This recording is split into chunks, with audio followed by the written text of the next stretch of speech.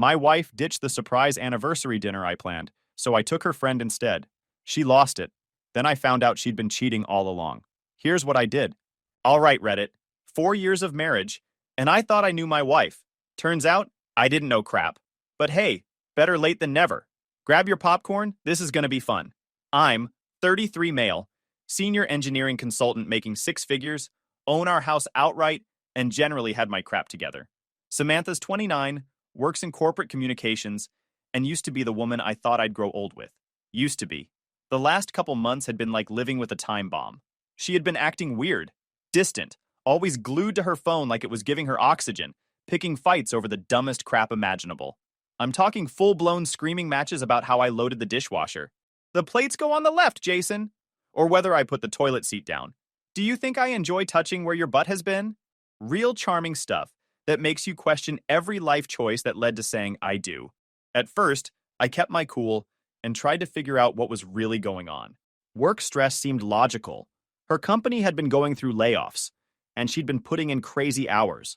But then, the little digs started. Comments about how I never did anything romantic anymore, how we'd gotten boring. When's the last time you surprised me with anything? She'd say, usually while scrolling through Instagram, looking at other couples' highlight reels. Instead of getting defensive, I'd just nod and file the information away. You're right. What would make you feel more appreciated?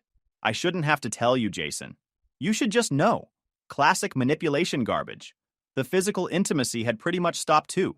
Not gradually, just stopped. One day we're normal. The next day she's too tired, too busy, too touched out from her job, where she literally sits at a desk all day typing emails. When I brought it up calmly, she'd either change the subject or turn it into another fight. I started keeping mental notes around that time. Our 4th wedding anniversary was coming up in 2 weeks, and I figured this was my chance to either fix whatever was broken between us or figure out if something else was going on. Either way, I'd get my answer. So I decided to plan something special, a real anniversary celebration that would knock her socks off, the kind of gesture that shows you still give a darn about the person you married. The problem was, I had no clue what she wanted anymore. Everything I suggested seemed to annoy her, and asking directly felt like admitting defeat. That's when I thought of Lark. Lark had been Samantha's best friend since college. They'd been tight for almost 8 years. Did everything together, told each other everything. If anyone knew what would make Samantha happy, it was Lark. Plus, she was one of those people who actually enjoyed planning stuff. Pinterest boards, party planning, the whole Martha Stewart wannabe deal. I called Lark on a Thursday afternoon, keeping my voice casual and friendly. Hey Lark, I need your expertise on something. What's up, Jason? You sound like you're planning something. I want to surprise Sam for our anniversary. She's been stressed lately, and I thought maybe a really thoughtful evening might help reset things between us. But honestly, I'm out of ideas for what would actually make her happy. There was a pause. That's really sweet of you. Yeah, she mentioned you guys have been having some rough patches lately. What did you have in mind? That's where I need your help.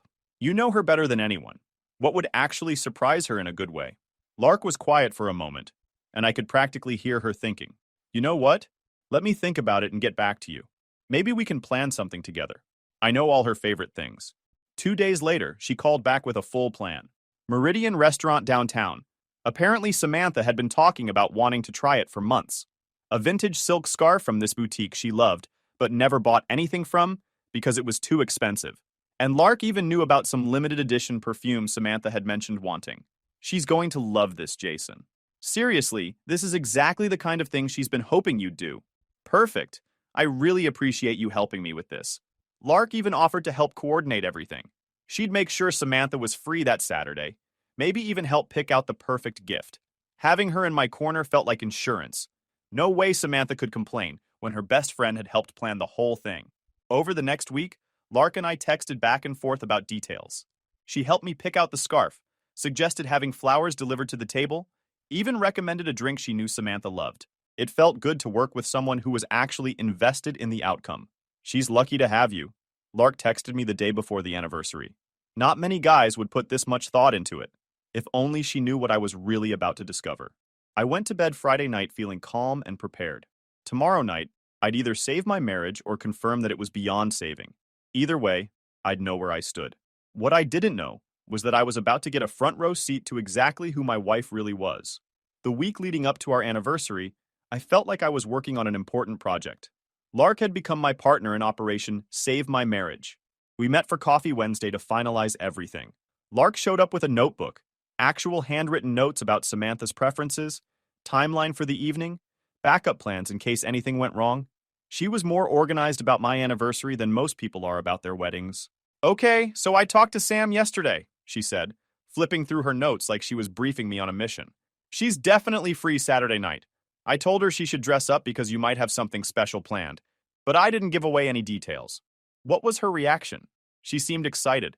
Said you haven't done anything like this in a while. I nodded, filing that away. Good to know. Thanks for handling that. I picked up the scarf yesterday, I told her, and I wrote out a card. Lark smiled. She's going to love that. We went over the timeline again. I'd pick up Samantha at 7 p.m. Lark had made sure she'd be ready. Reservation at Meridian for 7:30. Flowers would already be at the table. I'd give her the gift before dinner. Lark had covered every detail. Can I ask you something? I said as we were wrapping up. Has she mentioned what's been bothering her lately? The tension between us? Lark got this look on her face, like she was trying not to say the wrong thing. She's been stressed about work stuff, and I think, look, don't take this the wrong way, but I think she's been feeling like you two have gotten into a rut, like you're great partners for all the practical stuff, but the romance kind of died. I kept my expression neutral. I can see that. Hopefully this helps show her I'm still paying attention. It will. This is exactly what she needs to see. Walking back to my car, I felt like I was running a test. If Samantha appreciated the effort and we had a good evening, great. We could work on fixing things. If she found reasons to complain or caused drama, I'd know where this marriage was really headed. Friday morning, I double-checked everything. Restaurant reservation, gift, flowers, every detail covered.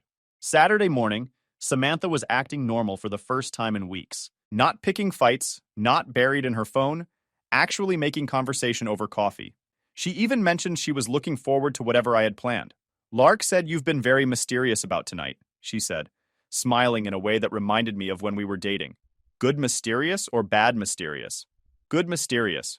I like surprises. For a moment, sitting at our kitchen table, everything felt normal again, like maybe the last 2 months had just been a rough patch. That afternoon, I got ready like I was heading to an important meeting. Clean shirt, good cologne, ready for whatever the evening would bring. At 6:45, I grabbed the gift and headed to the car. The plan was solid. Lark had assured me it would work, and I was about to find out what kind of person I'd really married. I knocked on our front door at exactly 7 p.m. because I'd wanted to do the whole picking up my date thing properly. Small gesture, but Lark had said Samantha would appreciate the effort. No answer. I used my key and called out, "Sam? Ready to go?" The house was dark except for the TV in the living room. I found Samantha on the couch in sweatpants and a tank top, scrolling through her phone like it was any other Saturday night.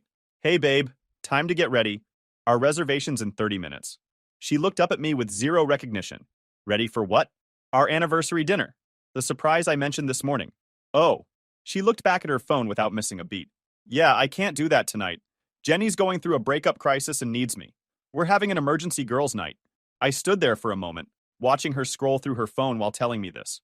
No apology, no acknowledgement that I'd put effort into this. No suggestion of rescheduling. Just a flat dismissal. Sam, this is our anniversary. I made reservations weeks ago. I know, but this is important.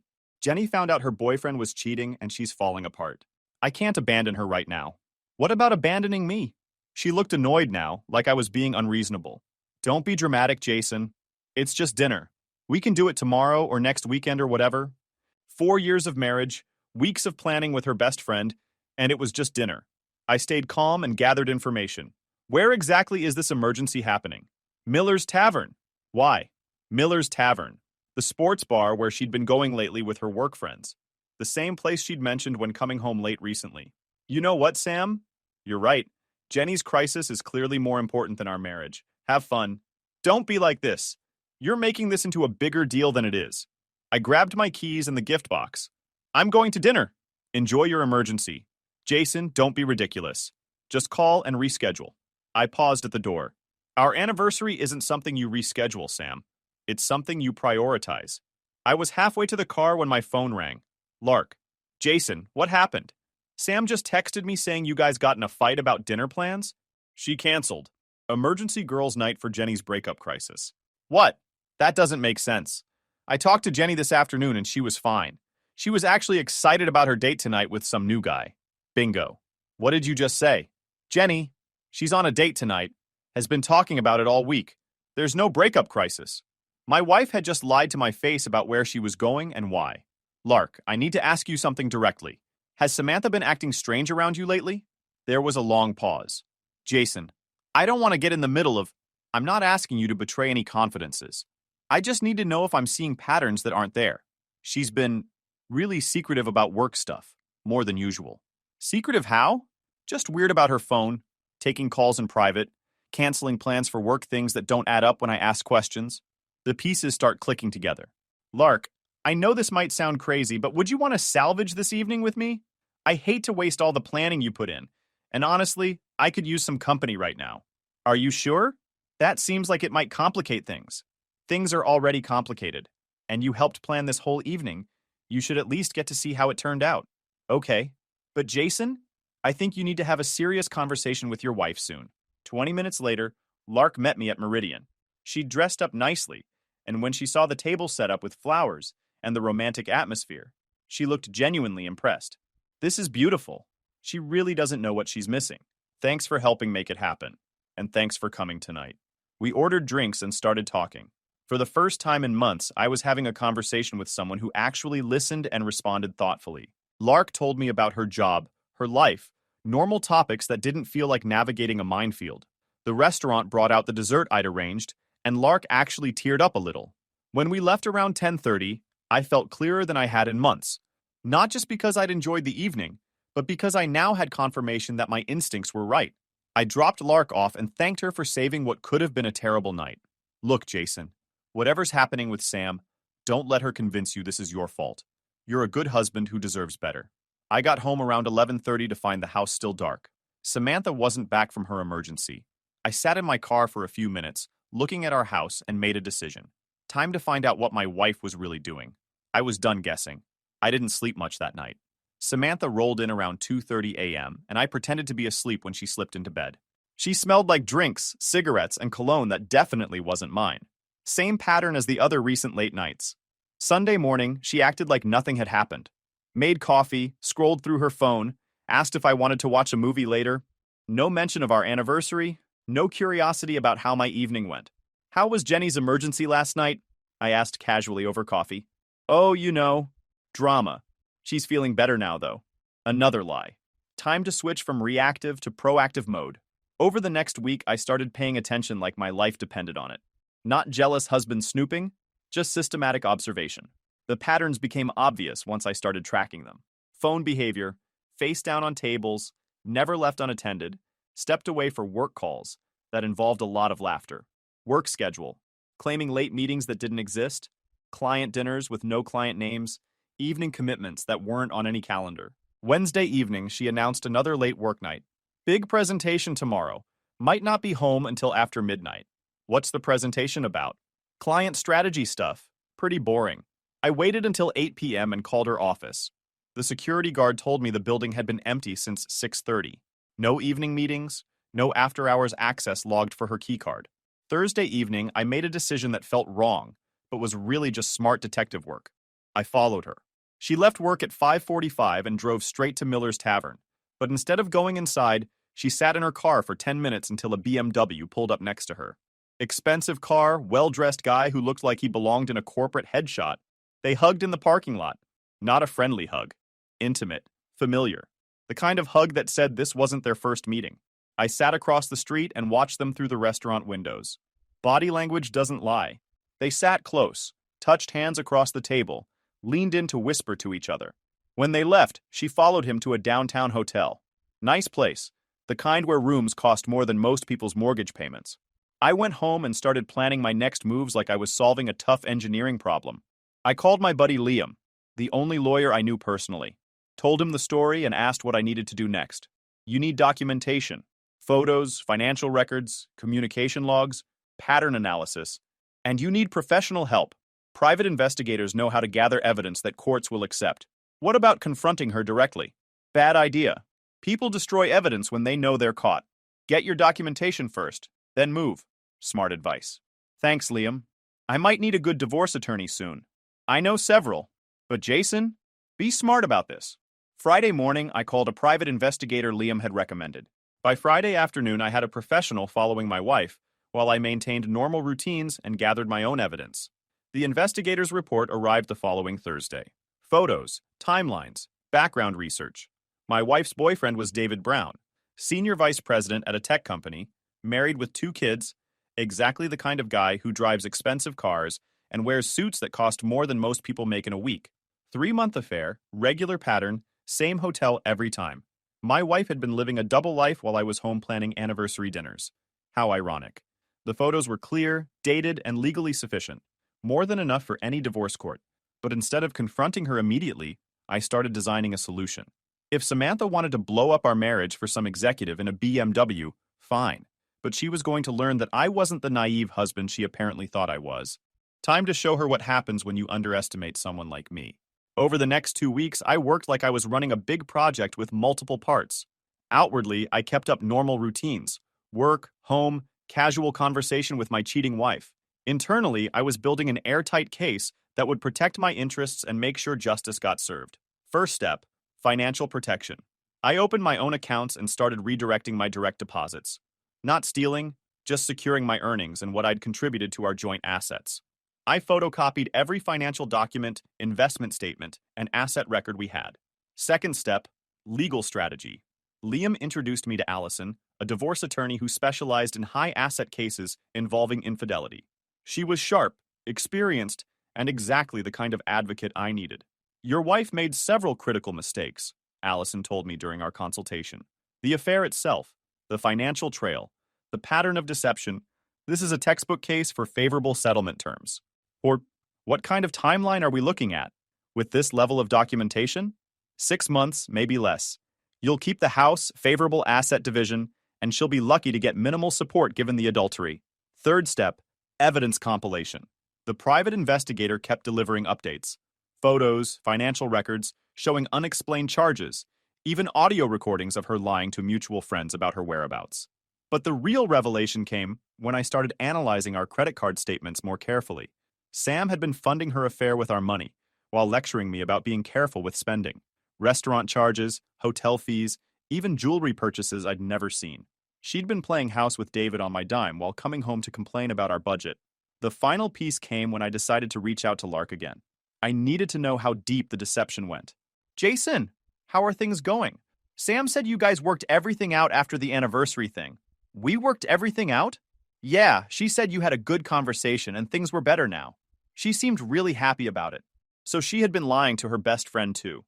Lark, I need to tell you something, and I need you to keep it between us for now. Sam's been having an affair. Silence. Then, oh God, Jason, I'm so sorry. Then she dropped the bomb. Oh my God. I should have told. Tell me what? You knew? Look, I saw them together downtown. When I confronted her, she swore they were just friends. Then she made me promise not to say anything. She claimed nothing happened between them and she was going to end it and work on your marriage. When was this? Right before your anniversary. That's why I was so excited to help you plan the dinner. I thought it was perfect timing to save things. I am so sorry. I never thought she's actually cheating. Even Lark had been manipulated. It's not your fault, Lark. You were trying to help. What are you going to do? I'm going to handle this the right way. That night, I finalized my plan. Instead of ultimatums, I was going to give Samantha exactly what she wanted. A clean exit from our marriage. Just not on her terms. I called her Wednesday morning, keeping my voice friendly and optimistic. Hey babe, I've been thinking about what you said about us being in a rut. You're absolutely right. We should talk about our relationship and figure out how to improve things. Really? She sounded surprised. I'd love that, Jason. I've been feeling like we're not connecting anymore. Me too. Let's have a serious conversation Saturday. Just the two of us. Somewhere we can really focus. That sounds perfect. Should I make dinner reservations? Actually, I'll handle the arrangements. I want to do this properly. Saturday afternoon, I called Samantha and told her there'd been a change of plans.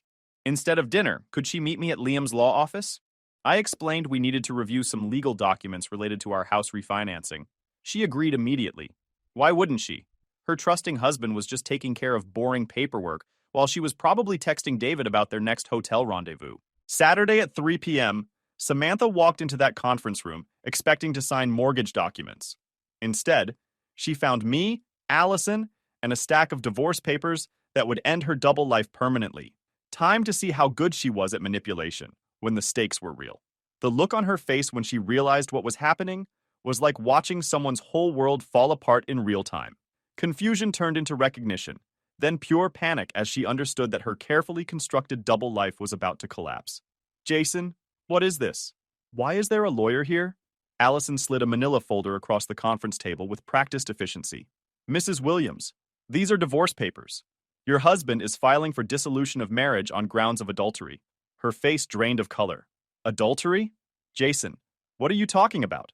I opened my own folder and laid out the photographs one by one, like presenting evidence to a client.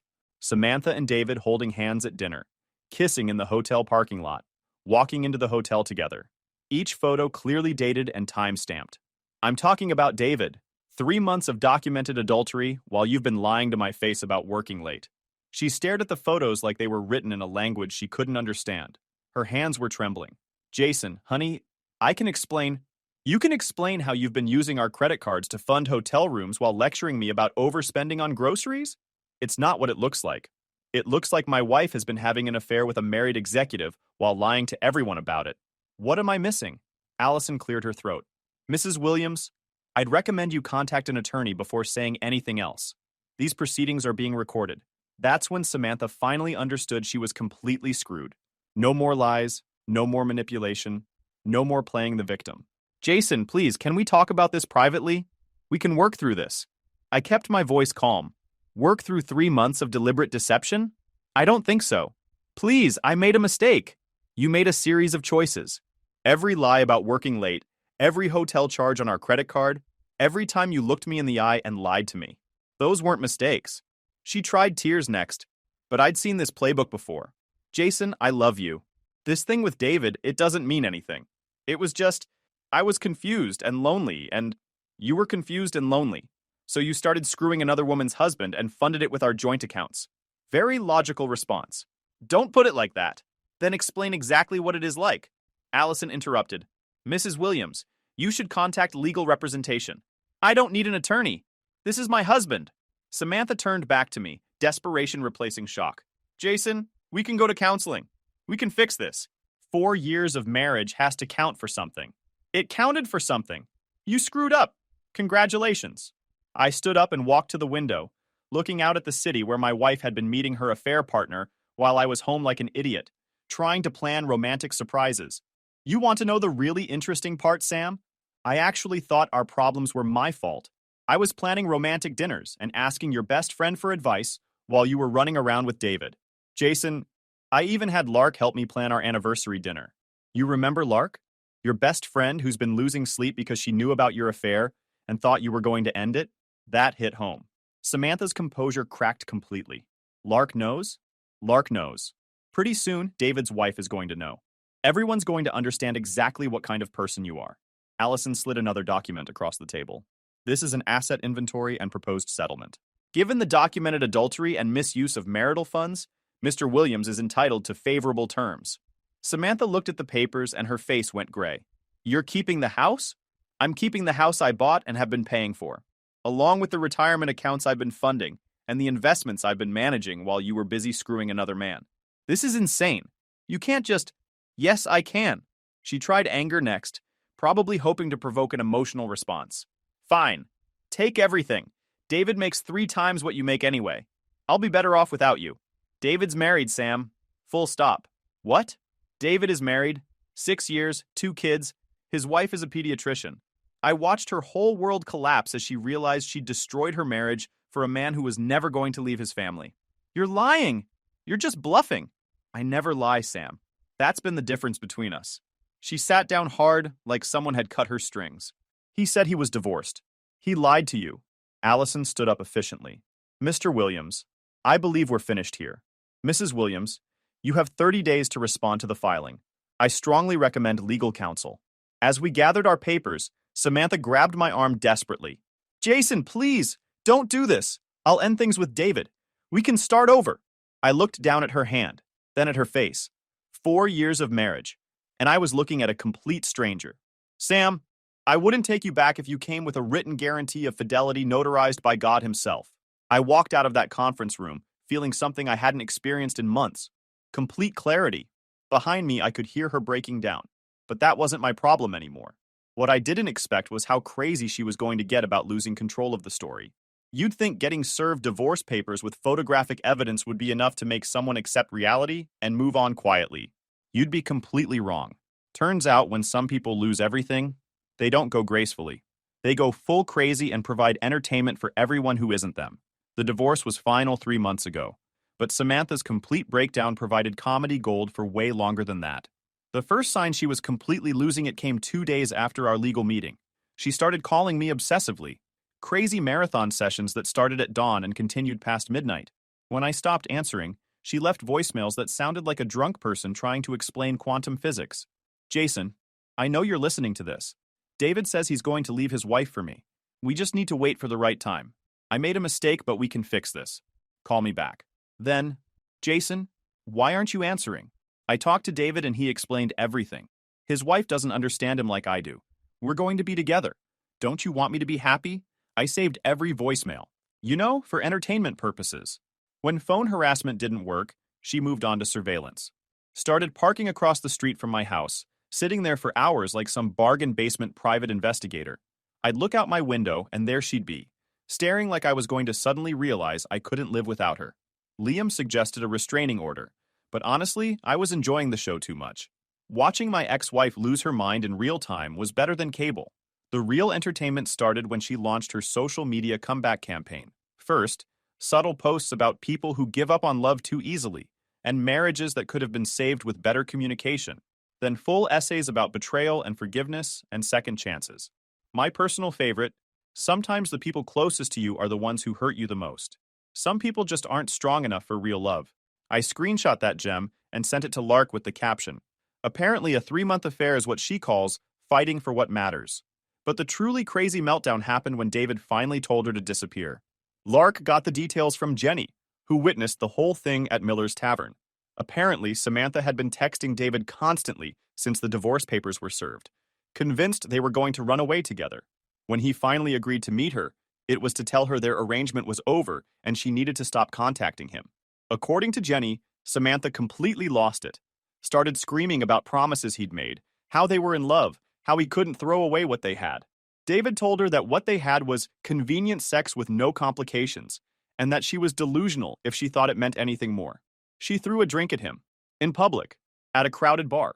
Security escorted her out while she screamed about how he'd ruined her life. Someone filmed it and posted it online. My ex-wife's complete breakdown went viral in our social circle. I may have watched it a few times, for closure. After that, things got really interesting. Samantha started calling my workplace, trying to convince my boss that I was having a mental health crisis and needed intervention. She told them I was being manipulated by toxic influences and that our marriage had ended because of outside interference. My boss, who's worked with me for 5 years, basically told her to stop calling or he'd report her for harassment. Then she started appearing everywhere I went. Coffee shop on Saturday mornings. Suddenly she needed caffeine at the exact same time. Grocery store? She'd developed a passion for organic produce. Gym? Apparently fitness was calling to her. The restraining order became necessary after she followed me to a work dinner and caused a scene in the restaurant parking lot. Something about how I was ruining her life in front of my colleagues at a company event. That's when I realized she wasn't just having a breakdown. She was actively trying to mess with my reputation because hers had blown up. The divorce settlement went exactly as Allison predicted. Samantha got minimal assets, some personal items, her car, enough money for a security deposit. No spousal support, no claim on the house, no share of my retirement accounts. The adultery documentation made the outcome inevitable. But the real justice wasn't financial. It was watching her entire life collapse. David dumped her immediately after the bar incident. Her job got complicated when her performance reviews showed a pattern of declining work quality that matched up perfectly with her affair timeline. Corporate doesn't like employees using company time for personal drama. She's working at some startup now making half her previous salary. Lives in a studio apartment that costs more than our old mortgage payment. Word travels fast in professional circles about why marriages end and how people handle the aftermath. Meanwhile, the entertainment kept coming.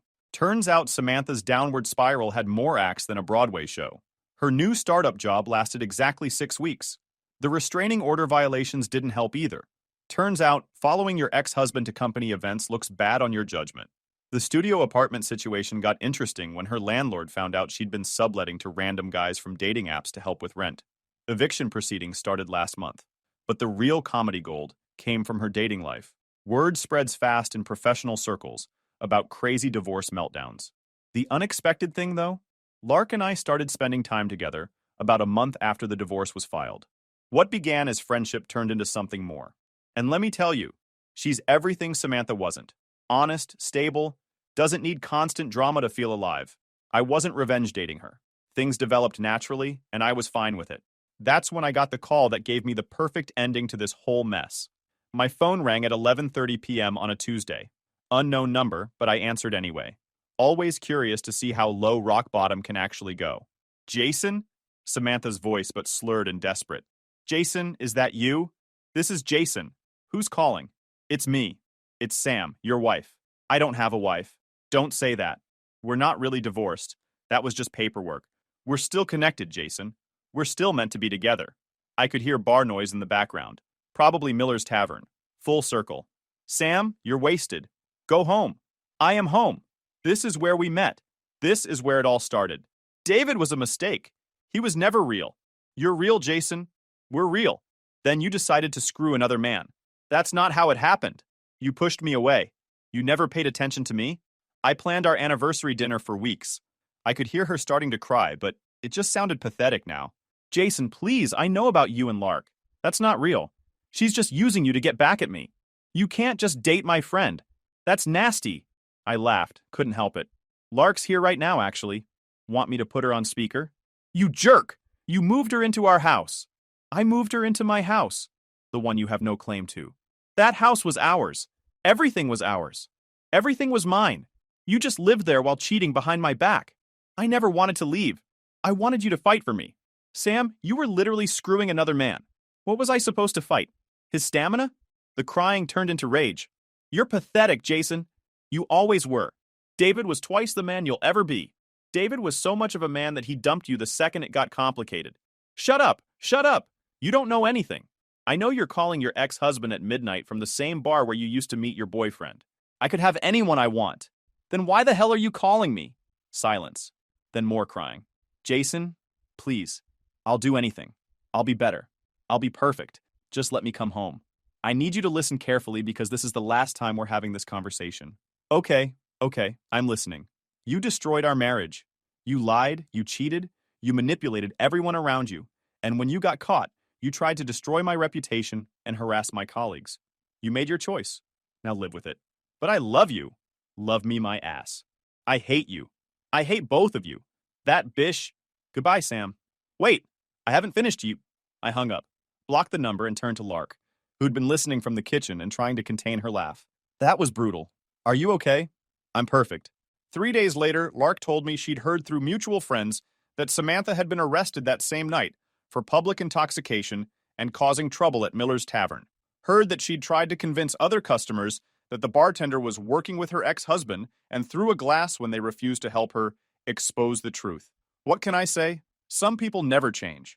Thanks for bearing with me till the end. Legends. Peace out. YouTube just dropped this new hype feature. If you're hooked on this story, smash that hype button. It tells YouTube this video deserves to blow up, and it keeps even crazier stories coming your way.